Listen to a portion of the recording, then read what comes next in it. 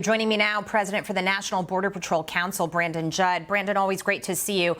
Let's start with the rainbow fentanyl, the fentanyl that is designed to look like candy. We've been reporting on this for quite some time because this is one aspect of what infuriates me, the drugs coming across the border. Now they're trying to appeal to children in this country. President Biden and his staff and the administration has said it's, a human tragedy what's happening in other countries. We have to help these people, let them into our country, and they are bringing with them really treacherous things that will kill our population here. What do you have to say about this and the recent developments? Because this is a huge piece of what's coming across the border. Yeah, this should upset every single United States citizen. When you see that drug traffickers are now advertising to children, that they're going after the children to try to get the children addicted to all of these very, very dangerous drugs, and if it doesn't addict them, it's going to ultimately kill them. And to see that the president is not doing anything, not putting any programs or operations into place to stop all of this that's coming through. Now, these pills were seized at a port of entry. These ports of entry are very secure locations. You can go through every single vehicle with a fine-tooth comb. But between the ports of entry, all of those pictures that Bill Malugin just showed you, when it pulls our agents out of the field, that's what depletes the resources. That's what opens up the gaps. And that's what allows the cartels to bring it between the ports of entry where there is not the same level of security or scrutiny that can be given. And this is very dangerous to every single United States citizen, no matter where you are, whether you're Arizona, Texas, Iowa, Maine, it doesn't matter. It's all coming into the United States and is being distributed throughout the entire United States. No, you make a good point. And Greg Abbott, governor of Texas, has been very vocal about this, Brandon. And obviously he has been trying to make a point by sending migrants on buses to sanctuary cities like New York City, for example, where Mayor Adams doesn't want to take them in. But having said that, he tweeted this.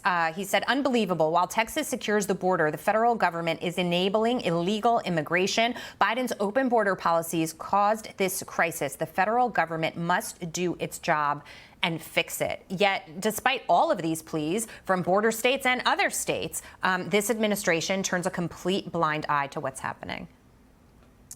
Yeah, and thank goodness, Greg, Governor Abbott put it directly on the shoulders of the president. It is his policies that are forcing Border Patrol agents to take these individuals into custody. When we take them into custody, we have to process them for asylum. Now, what's disturbing is when you see that video of those people behind the fences, those fences were never meant to stop asylum seekers. Once somebody puts one foot in the United States, we are then required to take them into custody. We don't have a choice. That's the law, and we must do that. But to release them and ultimately cause this problem, to have individuals gather behind those fences were always meant to ensure that people weren't able to evade apprehension, what we call the gotaways. That's why the walls are so effective. It allows us to dictate where illegal crossings take place, but it doesn't stop asylum seekers. And that's where policy comes into place. If we had proper policy and the infrastructure, we would be able to control the border, and we would be able to secure the future of all United States citizens and our current culture and everything that goes with the rule of law that makes this country so great. Brandon, I want to ask you about those pictures that we just saw there with the gates open. The agents are standing there. The Border Patrol agents are standing there, and they are allowing it to happen. I know that you don't know what those specific agents are thinking at that moment, but can you try to step into their mind and speculate? Is this because we've had so many come on the show and say that they don't want to enforce these policies, that they're being completely overrun, that they want to protect the country? Are they taking their marching orders from above? Are they scared to get in the fray? What exactly is going through the mind of an agent that's allowing that to happen? Well, they're disgusted. Every single one of us are disgusted knowing that we have to take these people into custody just to ultimately release them down the road. But that is the prosecutorial discretion that is in the authority of the President of the United States. Now, again, those individuals, once they were behind that fence, they were already in the United States. They already committed an illegal act. And therefore, those agents had to arrest them. They had to take them into custody, and they have to process them accordingly.